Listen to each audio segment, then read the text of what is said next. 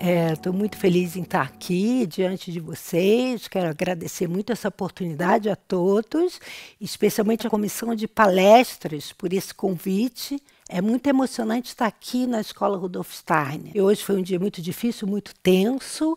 Quando a gente decidiu cancelar a palestra pública, não foi fácil para ninguém. E essa decisão de filmar para levar para vocês aquilo que ia ser falado hoje realmente foi fantástico. Eu quero agradecer muito a Adriana, ao Paulo, a Fabiana, especialmente ao Gabriel, que inclusive fez aquele vídeo de apresentação tão lindo que trouxe mais de 100 inscritos aqui para a palestra pública.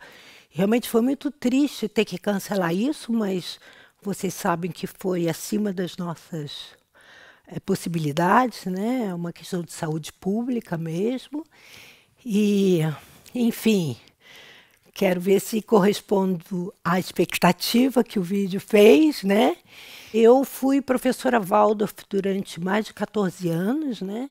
E depois eu busquei uma formação que pudesse me dar um suporte para trabalhar com adultos, porque nessa altura eu já era orientadora tutora de professores. E aí eu encontrei o trabalho biográfico, a formação em aconselhamento biográfico no Artemisa, aqui em São Paulo. Aí eu fiz o meu estágio aqui enquanto professora, e frequentei muito essa escola. Participei de muitos congressos, muitos cursos, e agora estou aqui falando com vocês, falando com essa comunidade, né?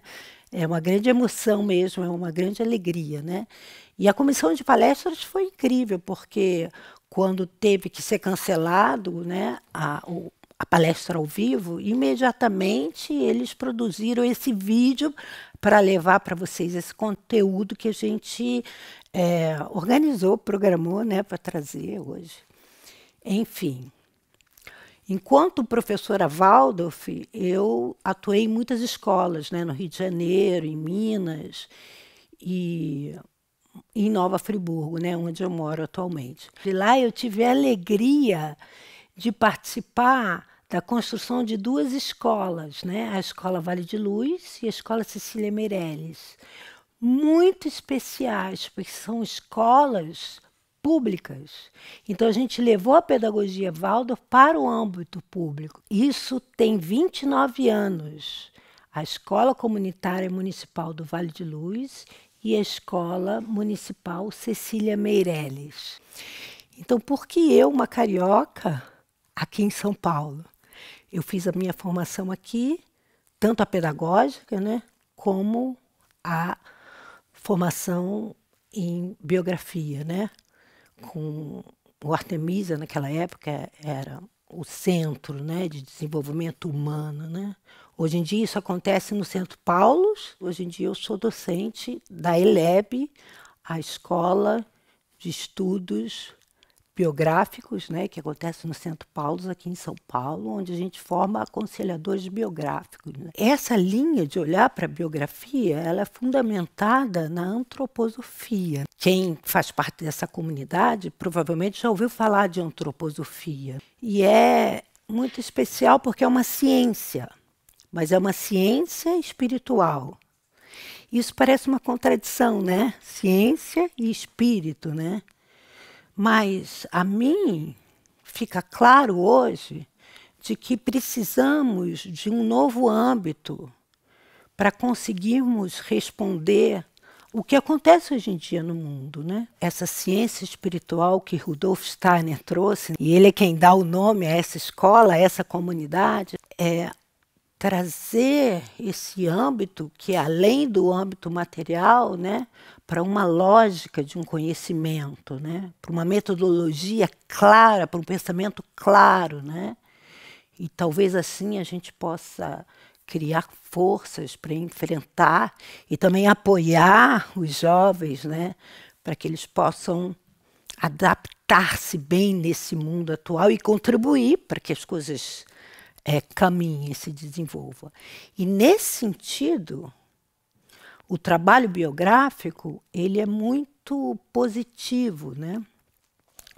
Porque ele é uma forma de se aprender com a própria vida. A gente pode dizer que a gente tem alguns âmbitos de aprendizagem, formas de aprendizagem. Então, a gente pode aprender formalmente na escola, com planejamento, metas e objetivos, mas a gente aprende muito informalmente, com a própria vida. A vida o tempo todo está nos trazendo desafios de superação. Mas, para além disso, num processo de autoconsciência, a gente pode pegar a nossa vida nas nossas próprias mãos e aprender com ela, né? Para que essa trajetória, que é única, possa nos dizer qual é o nosso processo de desenvolvimento, qual é a nossa necessidade de desenvolvimento, quais são os desafios que a vida vem trazendo para nós, né? Imagina, nós somos hoje 7 bilhões de pessoas no mundo. Nenhuma delas tem a mesma história de vida. Cada história de vida é única. Isso mostra que cada indivíduo é singular.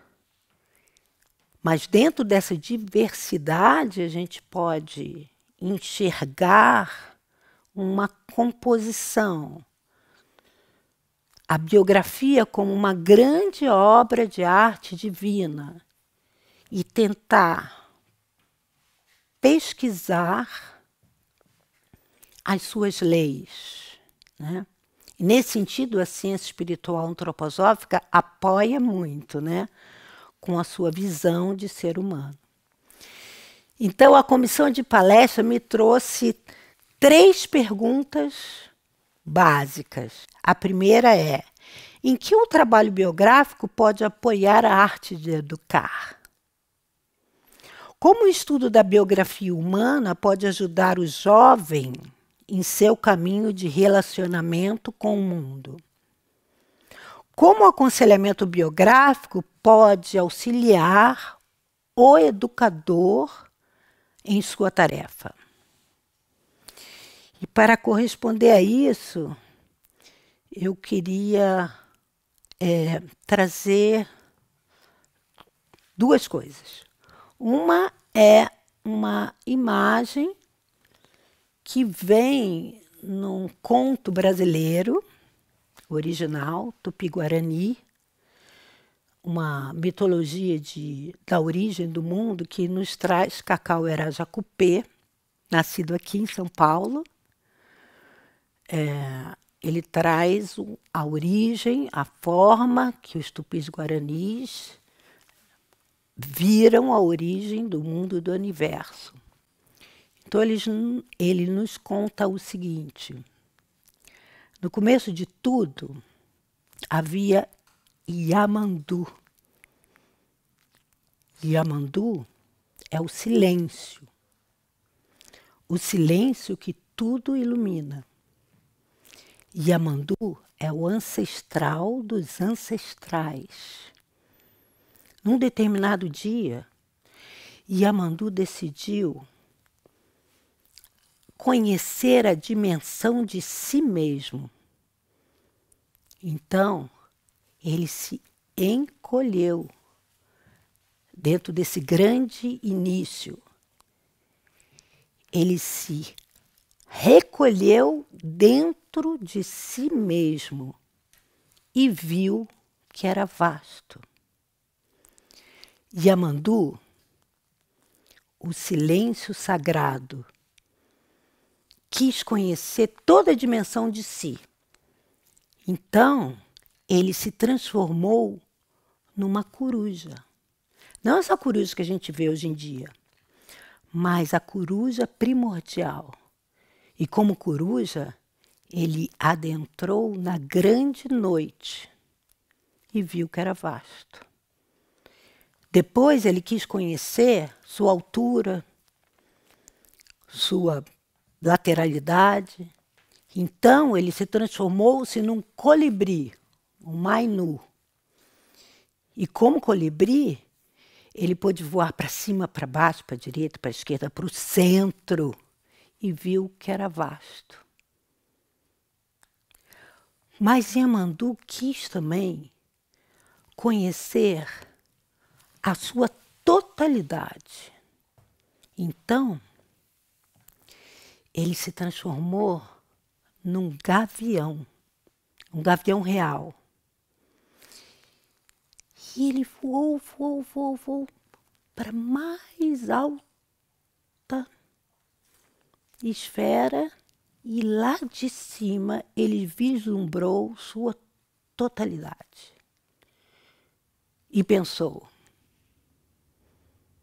precisamos criar mundos. Foi então que ele cantou, e do seu canto surgiram as estrelas.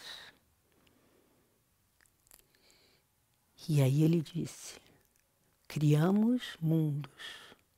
E se transformou num grande sol, Guaraci. E foi do coração de Guaraci que surgiu Tupã. Tupã surgiu para ajudar Yamandu a criar mundos. E foi Tupã que sonhou com a Terra, mas aí isso é outra história.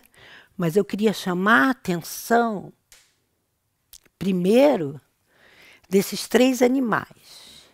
Em muitas mitologias a gente vê a imagem de 3 animais.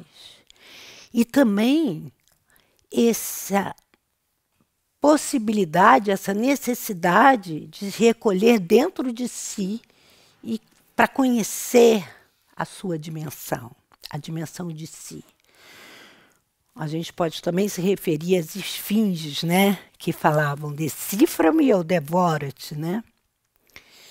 E foi Édipo, né, diante da esfinge de Tebas, que deu a resposta correta, né? De que era o próprio ser humano, né? O próprio ser humano que, no começo da vida, engatinha com 4, né? No meio da vida anda com 2, e ao entardecer, ou no final da sua vida, anda com 3, né? As pernas e a bengala. Essa imagem de ser humano trimembrado, esses 3 animais que a gente sempre reconhece nos contos e na mitologia, é o que nos traz a ciência antroposófica. E aí a gente tem essa dimensão do pensar, do sentir e do agir humano. Nessa dimensão a gente pode reconhecer que somos habitantes de 2 mundos, né? Habitantes desse mundo físico com a nossa corporalidade, habitantes desse mundo espiritual com a nossa capacidade pensante, criativa, né? Mas habitantes também desse mundo anímico, interno. Nesse sentido, Rudolf Steiner nos trouxe essa percepção dessas 3 dimensões humanas na própria corporalidade, né? No sistema da cabeça, sistema neurosensorial, no sistema rítmico, né? E no sistema metabólico motor, né? Ao longo da vida, nós construímos essa identidade, a nossa identidade corpórea, a nossa identidade psicológica ou anímica, a nossa identidade moral, né? Mas é muito interessante olhar para essa imagem trimembrada do ser humano de uma forma temporal.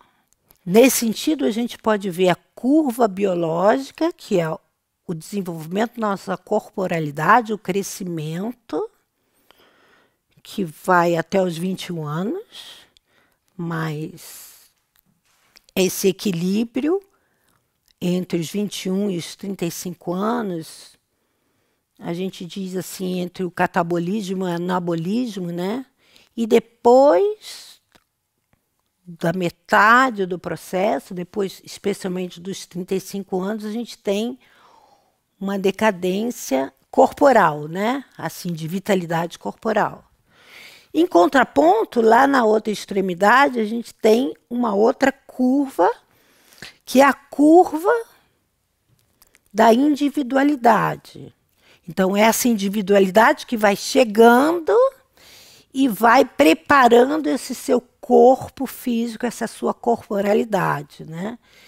E essa individualidade que vai se expressando no mundo e que hoje em dia a gente reconhece que com 21 anos a pessoa é maior de idade, né? Que se expressa essa individualidade, ela vai adentrando até o seu ponto máximo, que é também aos 31 anos e meio, dentro dessa perspectiva, onde o ser humano está mais encarnado, né? Mais adentrado, né? E a partir disso a gente olha para um caminho no sentido contrário, né? Da desencarnação, né? Aqui a gente tem uma baliza dos 21 anos e do outro lado dos 42, né? Como marcos. Nesse sentido, podemos reconhecer a vida temporalmente, né, nesse processo de construção, em 3 grandes fases. A fase até os 21, dos 21 aos 42 e dos 42 aos 63. E esse mundo interior, né? E seu aspecto psicológico, anímico, né? Ele acompanha esse crescimento corpóreo, biológico, até os 21 anos.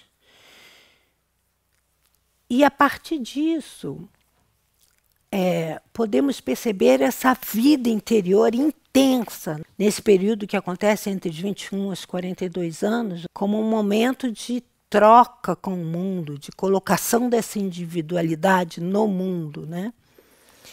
E depois dos 42, o ser humano maduro, ele pode entrar numa fase de desenvolvimento espiritual, uma fase onde ele pode doar o fruto de toda a sua experiência do mundo, as grandes obras, né? Acontece especialmente depois dessa fase, né?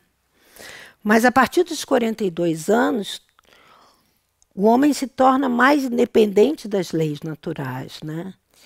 E aí, esse caminho de desenvolvimento espiritual na maturidade, uma maturidade criativa, vai depender de como você vem vindo construindo a sua vida, como você vem se relacionando com o mundo, como você vem se conhecendo essa dimensão de si mesmo em todos os aspectos, como diz Cacau Erá.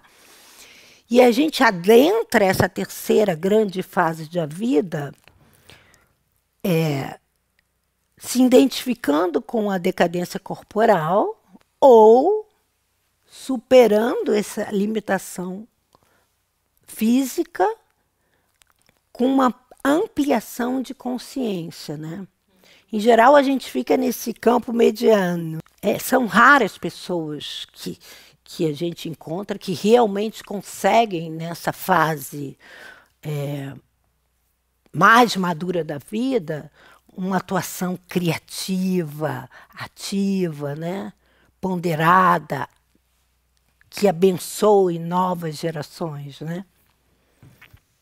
Então, esse primeiro período da vida até os 21 anos é todo um período onde o ser humano está muito mais voltado para o receber, para ser educado de fato, né?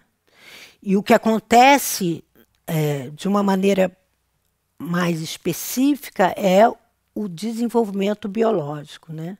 Na segunda fase é uma fase de troca, né? É uma fase também de autoeducação, de mais independência e de estar burilando esse mundo interior a partir das suas experiências. É a fase do amadurecimento psíquico. E a terceira grande fase é a fase de possibilidade de autodesenvolvimento, de um amadurecimento mesmo espiritual. É nessa perspectiva que a gente trabalha a biografia humana, né? Quando se pega a própria vida e se tenta reconhecer nela padrões, se pesquisa a própria vida e se reconhece nela qual o tema que a sua própria trajetória te traz enquanto tema de desenvolvimento, né? E reconhecer também esses ritmos, né, que são comuns à humanidade, são ritmos arquetípicos, né? Na primeira fase da vida, o que vem nessa visão de que algo individual muito próprio chega como motivação de vida, trazendo um aspecto muito próprio, né? E o jovem aos 21 anos tem muito essa pergunta em torno dos 21 anos: quem sou eu? Qual é a minha tarefa de vida? O que eu vim fazer nesse mundo, né? E na segunda fase da vida, a gente pode dizer que tem um impulso muito maior de realização, né? Onde tudo aquilo que a gente recebeu e que a gente viveu, a gente tem a possibilidade de levar para o mundo, né? Também com uma imagem que vem de escolas antigas, arquetipicamente falando, podemos reconhecer que metade da vida é lua, no sentido que metade da vida está muito voltado ao passado, às heranças, aquilo que foi entregue a nós da nossa cultura, dos nossos ancestrais. Mas metade da vida, a outra metade, né, é sol. No sentido de que cada momento presente podemos fazer da nossa vida algo novo, que não mais é condicionado pelas necessidades e a condição do passado, né? Nesse sentido, a gente pode ver ali nos 31 anos e meio esse marco, né? Algo acontece entre os 30 e os 33 anos que nos coloca diante de uma nova visão de si próprio e do mundo, né? Quase como um processo de volta, de desencarnação, né? Todo aquele sentido da vida, do ter, da conquista, né? Agora chegam questões existenciais, né? De trazer significação da vida, do ser, né? A gente precisa encontrar um sentido para a vida. E aí, dentro dessas três grandes fases, a gente pode também perceber e olhar com mais calma os setênios, né? Que são tão reconhecidos dentro da pedagogia, né? Então, dessa primeira grande fase, os três primeiros setênios, né? Do 0 aos 7, dos 7 aos 14, dos 14 aos 21. E a pergunta é: qual é a qualidade de cada um desses setênios? O que de fato acontece no desabrochar desse ser? E a pedagogia ela é muito apoiada, especialmente a pedagogia Waldorf, né? Na antropologia antroposófica, ou seja, no reconhecimento da necessidade de desenvolvimento de cada uma dessas fases, né?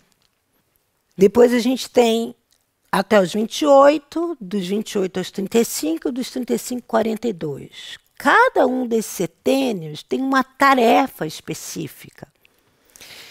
Mas isso só vai ganhando sentido se você, de fato, pesquisa na sua própria história de vida e consegue reconhecer na história de vida dos outros. E é isso que o facilitador, aconselhador biográfico faz, né? Possibilitar esse aprendizado consciente da sua própria trajetória. Mas o desenvolvimento do ser humano ele se dá através de crises, né? Crises fazem parte. Não há nenhum ser humano que possa dizer: ah, não, eu não tenho crise, né? As crises infantis elas se expressam nas doenças infantis, né? Onde a individualidade está queimando aquelas proteínas herdadas, né? Ou seja, construindo o seu corpo, um corpo específico, individual, né? Mas depois, eu já falei da crise dos 21 anos, né? Onde os jovens já corporalmente próprio, vai para a vida fazer as suas experiências e se questiona. Essa confrontação que tem o adolescente diante de tudo aquilo que os pais lhe dão, né, de dizer não, né, de se confrontar, de querer fazer tudo o contrário, é uma forma de se afirmar individualmente. Temos a crise dos 28 anos, que é a crise dos talentos, a crise dos 35, que é a crise da autenticidade, e a crise dos 42, que é a crise existencial, onde nós nos confrontamos com nossos próprios limites. Tudo aquilo que a gente gostaria de ter sido e não fomos, né? E isso é muito interessante, porque a partir desse momento, né, e a sabedoria popular diz a vida começa a partir dos 40, né? A partir desse momento, a gente pode começar a caminhar num solo seguro, com a consciência dos nossos limites e das nossas potências também. E aí a vida está num chão real, né? Só a partir dos 42 anos que a gente sabe realmente que a vida tem limite. Antes disso, né, é assim, o céu é o limite. Bom, é muito interessante e perceber esse espelho, as consequências do que acontece em cada fase da vida na fase seguinte. Então a gente trabalha com o espelho dos 21 anos, por exemplo.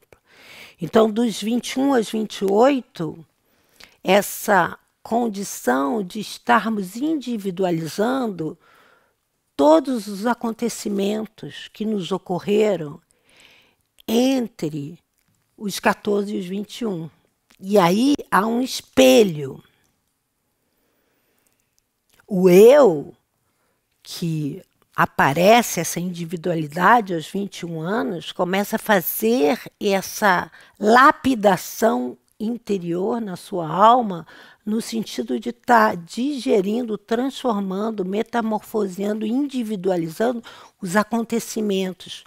Primeiro, desse último setênio, né? Da sua adolescência, né? Depois, esse espelho entre os 28 e 35 anos, né, quando o jovem já vai para o mundo, nessa conquista do seu lugar, nessa organização do mundo, individualizando os acontecimentos entre os 7 e os 14 anos. Então, tudo que lhe foi introjetado nesse período de 7 aos 14 anos, de normas, valores, ele é individualizado especialmente nessa fase dos 28 aos 35 anos. E o espelho dos 7 primeiros anos é entre 35 e 42. Então, na medida em que o seu ambiente primeiro, o seu ninho, foi um ninho cuidadoso, né? Bondoso, no sentido de que precisa ter muita bondade para receber essa criança e cuidá-la de acordo com o que ela precisa, né? De leveza e alegria, esse período entre 35 e 42 anos, ele realmente pode ser mais fácil no sentido do processo de autoconsciência, se dá com menos dureza, com menos sofrimento. E a pessoa ter mais condição de olhar a si próprio, porque é um período de muito autocrítica, né?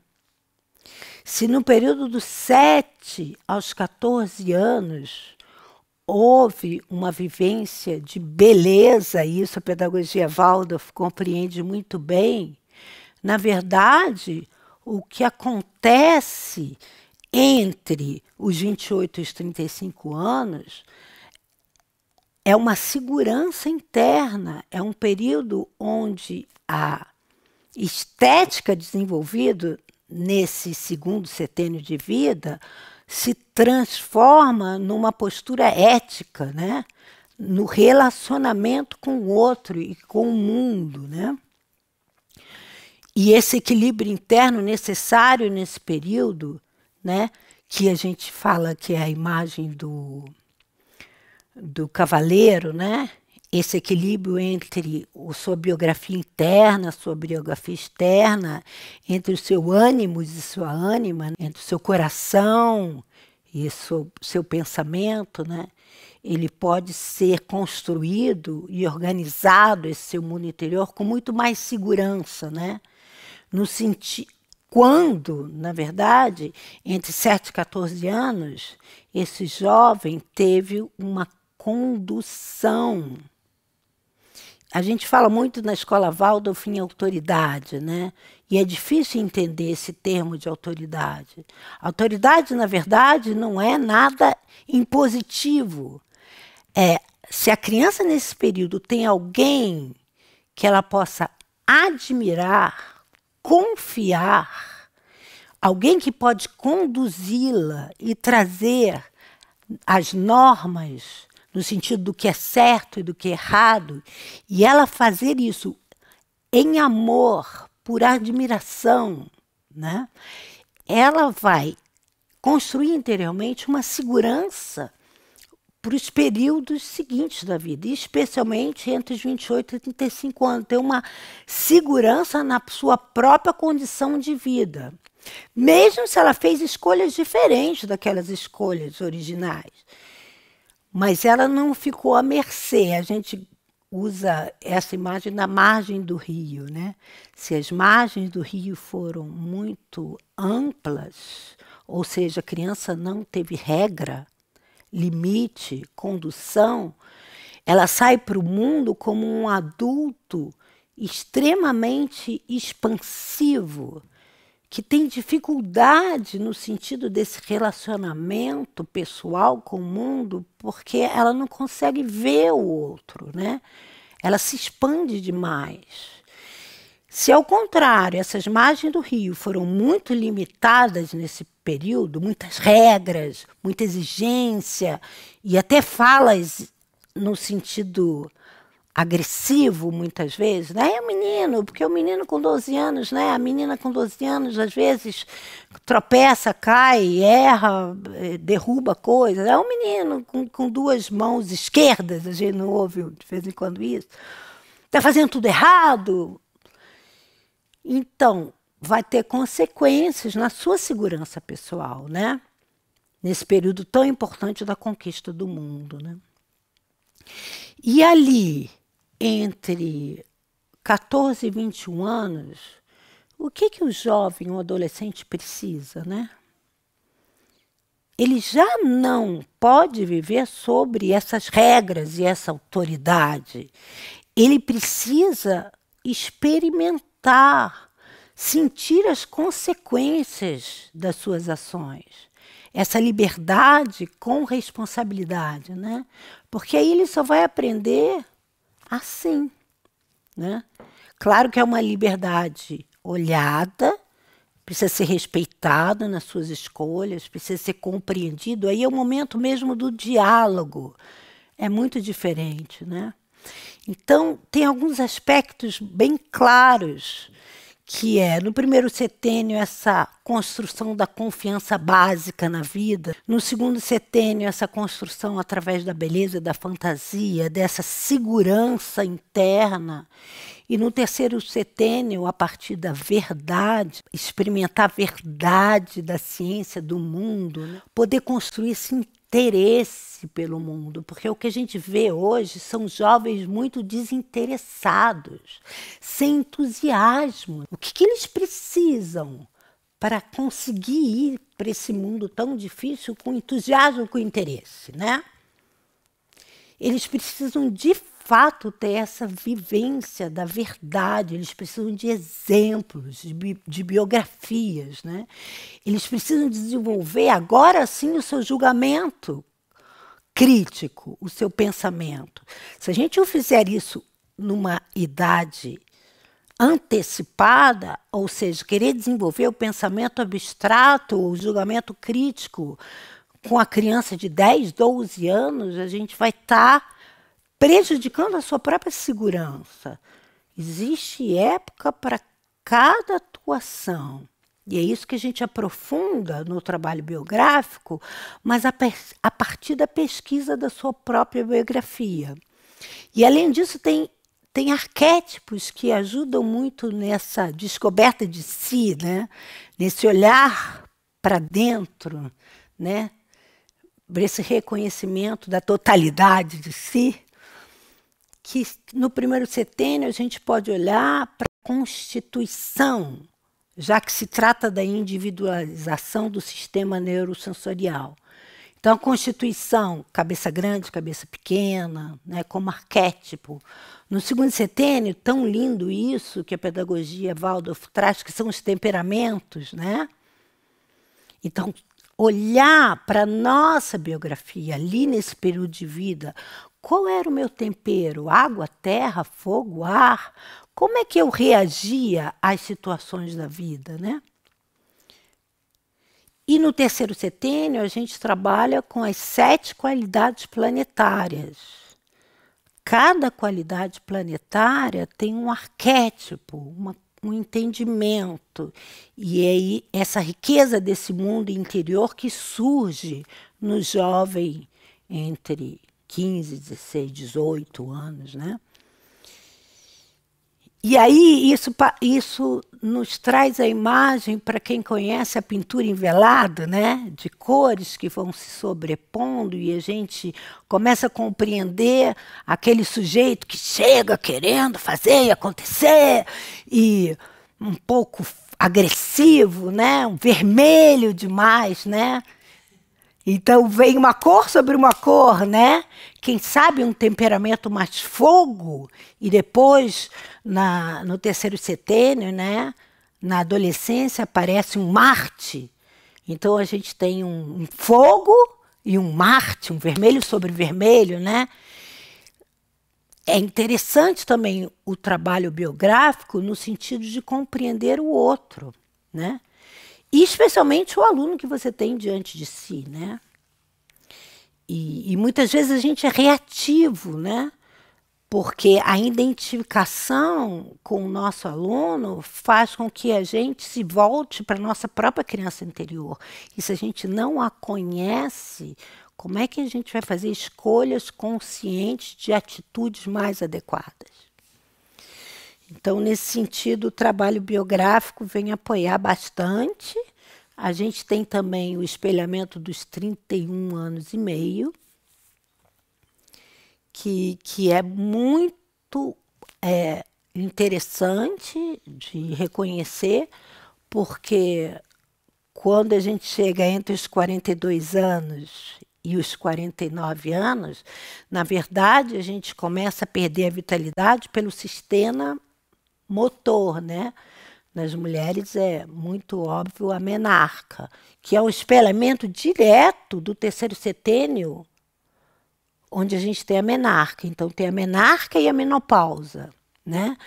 A gente encarna no terceiro setênio aqui no sistema metabólico e a gente faz esse processo de desvitalização ou desencarnação primeiro nesse sistema.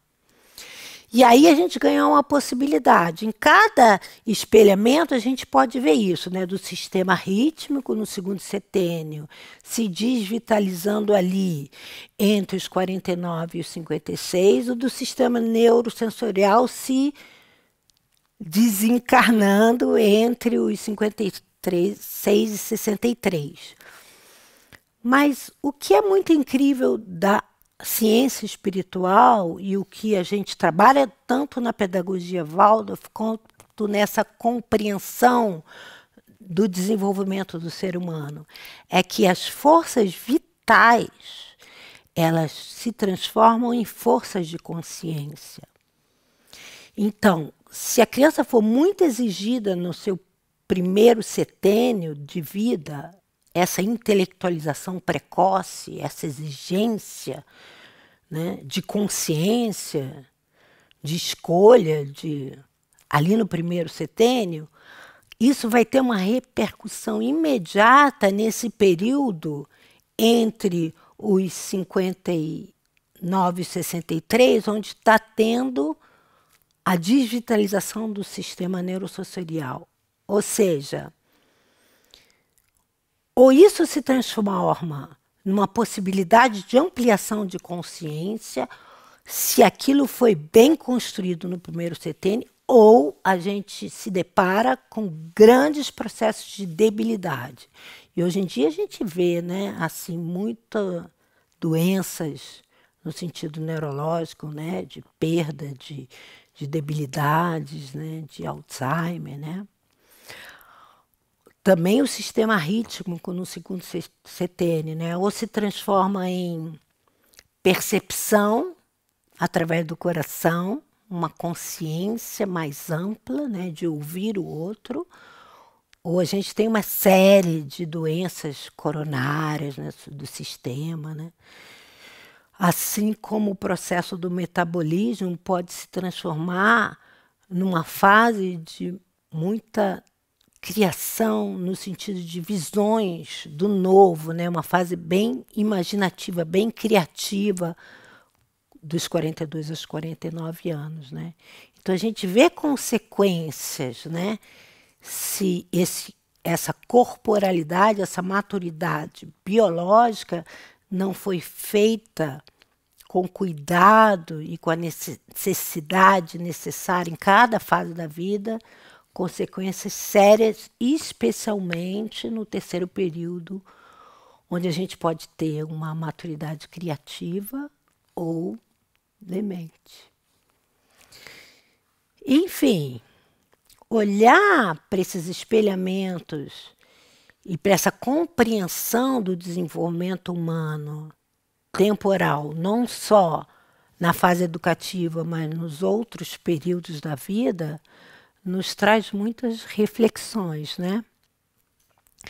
E aí nós, da Escola de Formação de Aconselhamentos Biográficos de São Paulo, estamos oferecendo um programa que é Biografia e Educação para Pais e Educadores, onde aqueles interessados podem mergulhar nesses conteúdos e também na pesquisa da sua própria biografia, né?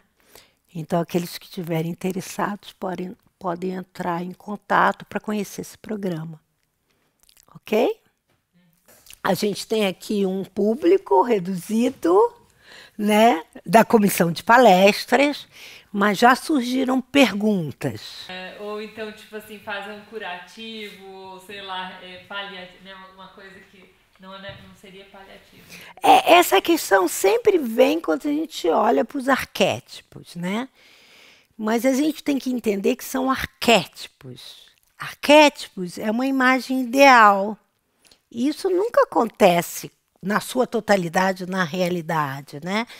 São imagens arquetípicas da compreensão de cada fase da vida para que nos sirvam de baliza, né? E aí a gente sabe que faltou um pouco, ou teve demais, né? Um excesso de cuidado também é prejudicial, assim como a falta é prejudicial também, né? Mas cabe ao adulto, nessa fase mediana da vida, onde ele individualiza os acontecimentos, a tomar sua própria vida nas mãos e ir em busca daquilo que lhe faltou. Que faltou. Né? Esse caminho é o único que possibilita, por exemplo, você não cair nessa consequência das demências e tudo, né? Porque essa coisa da demência ou de qualquer tipo de doença degenerativa, eu acho que é um pouco da falta desse caminho para dentro, não é? E também assim, hoje em dia a gente tem possibilidades muitas, né? Eu digo assim que os acontecimentos difíceis ou aquilo que a gente não teve nessa primeira fase da vida são também humus, no sentido de que nos impulsiona por uma autoeducação, por um autodesenvolvimento, né? Então, o objetivo da consciência da sua trajetória é justamente se comprometer consigo mesmo nesse caminho de autoeducação, né? Então, agora, nós, enquanto adultos, somos responsáveis pela nossa própria vida, pelo nosso próprio desenvolvimento e precisamos, de forma consciente, construir um caminho de autoeducação. Isso é fundamental para o educador. E não tem como não olhar para dentro, né? Não olhar tem para a como. própria vida, não olhar para o que foi difícil do que, né? Não tem como não fazer isso. Esse caminho de recolher-se sobre si mesmo e perceber a dimensão de si. Esse caminho de autoconsciência é o caminho que possibilita a autoeducação, o autodesenvolvimento. E não culpabilizar mais ninguém, porque aqueles que nos receberam deram certamente o melhor de si, o máximo que podiam, mas aquilo que não puderam nos dar, cabe a nós, enquanto adultos, ir em busca dele, né? E aí, o trabalho biográfico faz com que a gente tome muita consciência disso. Mas não só nesse ponto de vista, mas do ponto de vista também da consciência do seu caráter, do seu temperamento, né?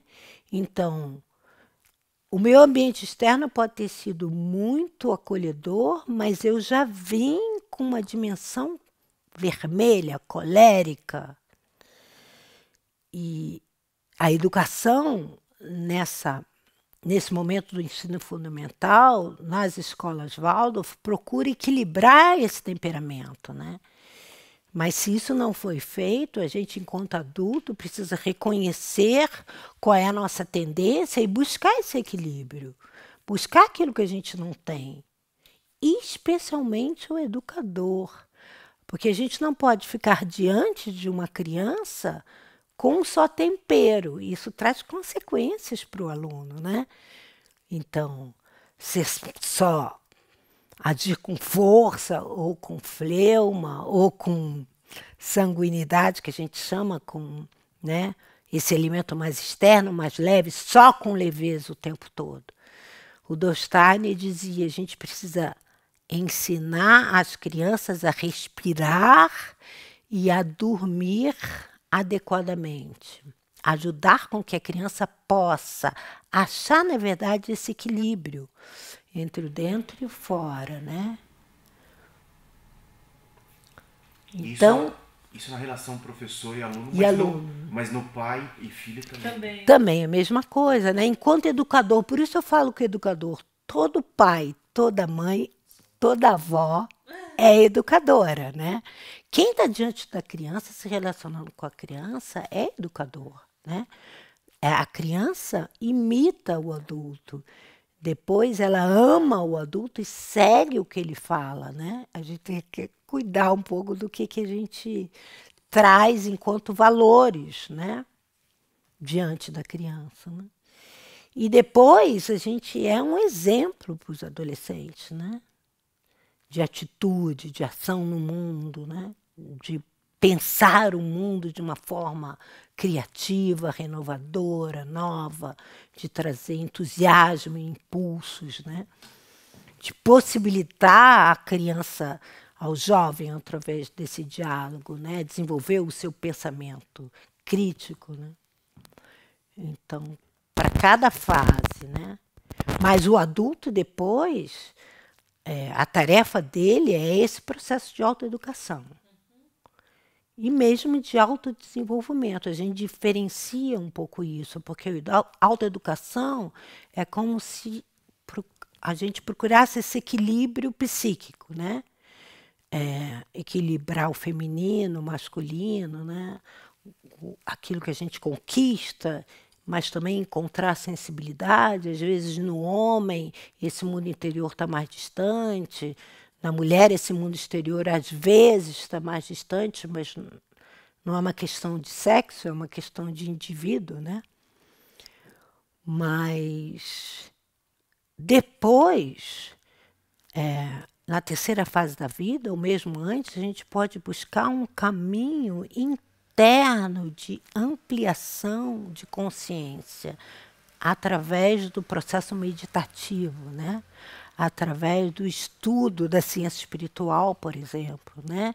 Então, encontrar novos significados para a situação da vida, né? Do mundo, e perceber o caminho de desenvolvimento do ser humano. E o quanto que a gente pode contribuir para isso, né? Essa responsabilidade diante do mundo, né? A gente só assume na medida que a gente faz um processo de desenvolvimento espiritual, né? Nós somos responsáveis. Então, quando a gente fala da biografia e dos arquétipos e a gente identifica que em alguma fase isso não foi feito de alguma forma adequada, a gente, através do trabalho biográfico e com essa tomada de consciência, a gente não consegue mudar um fato, mas a gente consegue ressignificar. E a partir aí do nosso livre-arbítrio, a gente conduzir a vida. Certo? Então, assim, olhando como não só como arquétipo, mas também como uma ciência espiritual, a gente carrega também, junto com essas escolhas, uma tarefa de encontrar nossa missão, né? Seria esse também o caminho do trabalho biográfico, certo? Falhou uma aconselhadora biográfica. Muito bom. Legal. Ô, Lúcia, você falou das forças... Não, 7 qualidades planetárias, o que seria isso? Então, a gente tem uma sabedoria bem antiga, né? Que nos mostra essa relação do cosmo com o microcosmo, né? A gente pode ver isso em relação ao Sol, que é o mais evidente, né? Não existe vida sem Sol. O Sol, nós somos dependentes do Sol por completo, né? Mas assim como o Sol, a Lua também, ela rege as marés, ela rege todo o processo de prata, né? E dos líquidos, né? Na natureza, né? E assim como o Sol e a Lua, todos os planetas, cada um tem uma influência no processo da vida. E isso também influencia a nossa própria organização física. Então, a medicina antroposófica fala de cada órgão relacionado a cada planeta, e isso tem uma reverberação no nosso processo anímico, psicológico, né? E a gente vê tendências, digamos, pessoas que são mais pulmão, pessoas, a gente pode olhar, falar com essa imagem, desse ponto de vista, pessoas que são mais rim e coração. O que isso traz no comportamento humano? Mas a mitologia também nos ajuda, né? Essa é uma sabedoria muito antiga, né? Então a gente sabe que Mercúrio, por exemplo, aquele deus que tem asinhas no pés e que está circulando para tudo quanto é lado, se comunicando, né? Então pessoas que têm essa caráter, essa tendência mercurial são aqueles jovens que na festa estão fazendo piada e se comunicando e se relacionando com todo mundo, né? Que tem esse poder da comunicação, né? Assim como Marte, né? Marte, o deus da guerra, né? Então você já vê no jovem aquela liderança, né? Aquele que leva todo mundo numa direção, né? E assim a gente pode olhar para cada um desses planetas como também arquétipos que nos faz compreender a nós mesmos no sentido do nosso comportamento, especialmente entre 14 e 21 anos. Então a gente tem os 3 planetas infrasolares, o Sol, e os 3 planetas suprassolares. Eles fazem duplas. Uma dupla muito conhecida é Marte e Vênus, né? Marte o que fala, Vênus o que ouve. Vênus recebe, né? Escuta, né? A gente tem Júpiter, que é o rei, e Mercúrio, que é o bobo da corte, né?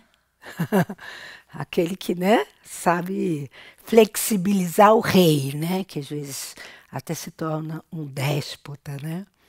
E a gente tem Lua e Saturno, né? Saturno é aquele planeta que está mais longe da Terra, que está próximo às esferas estelares, né? E que é um planeta mais espiritual. Saturno é aquele jeito assim, pesquisador, que não está nem aí para nada, nem para comer, né? Mas um pensamento profundo, né? Enquanto Lua é a própria cuidadora, jardineira, né? Assim. Então, não é nesse período não é só uma qualidade, a gente pode perceber algumas qualidades dentro da nossa, enfim. no nosso comportamento, na verdade. Nossa, eu achei muito interessante essa imagem do rio, né? Quando você tem um rio mais amplo e você perde um pouco os limites, e quando você tem aquela coisa mais... E essa coisa de ser mais fechado, você tem uma coisa de revolta também, né? Porque o próprio rio fica mais revoltoso, né? Numa margem mais estreita, talvez. Uhum. E aí, que dica que você daria assim para ser uma autoridade sem ser autoritário? E para os pais, o que você pode ter uma autoridade amada e como perceber isso no dia a dia? Assim, como você, sem ser autoritário, porque uma coisa é ser autoridade e outra coisa é ser autoritário, né? Então, pedagogicamente existe uns truques, umas condições para cada época da vida, né? Nessa segunda fase da vida é ritmo, né? Então é necessário que haja limite entre 7 e 14 anos. É o ritmo, né? Então é necessário, a criança gera segurança na criança se tem hora para as coisas. Se todo dia acontece mais ou menos dentro da mesma situação, né? Se cada dia eu vou dormir numa hora, se cada dia eu vou almoçar numa hora, se cada dia eu estou numa casa, isso gera uma confusão enorme, né? E quem que tem que trazer esse ritmo? Esse correr do rio numa margem segura? É o adulto, né? Ele precisa ter essa tranquilidade, essa segurança de dizer... mais interiormente do que exteriormente, isso é bom para você. Eu sei que isso é bom para você. Eu te amo.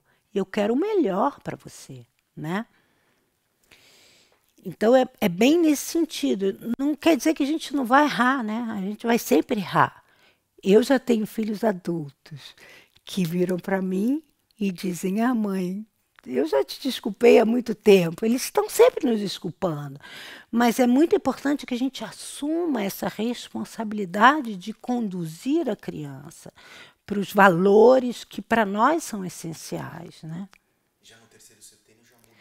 Já no terceiro setênio, eles começam a querer a afirmar os seus próprios pensamentos, né? Afirmar a sua própria compreensão do mundo. Precisamos entender essa oposição do jovem como algo positivo, onde ele está afirmando a si próprio e nada contra nós, né? Da mesma maneira, quando a gente vê a criança de 3, 2 anos fazendo birra, jogando no chão, falando não quero. A gente não se assustar com isso e dizer que lindo, primeira consciência do eu, né? Não tem nada que é especificamente contra nós. A criança, assim como o jovem, ela está se ampliando, se desenvolvendo, se afirmando enquanto ser humano, né? E a gente pode dizer, puxa, que bacana, né? Tem uma idade, digamos, que arquetipicamente a gente precisa matar os pais, né? No sentido de que aquilo que a gente recebeu agora precisa ficar um pouco adormecido para que nós possamos encontrar a nós próprios. Mas enquanto pais, a gente pode ter certeza que tudo aquilo que a gente doou vai aparecer ali na frente. Eu já vivi isso, e é muito lindo. Ué, mãe, cadê aquela pedagogia Waldorf, né? Cadê aquela escola? Cadê o arroz integral? Porque tem uma época que não quero mais arroz integral, só arroz branco. Depois vem toda aquela alimentação especial que a gente se debruçou para fazer e que eles negam completamente na adolescência e precisam negar, volta. Tudo que a gente plantou, se a gente plantou, né, com verdade, com boa intenção, isso brota.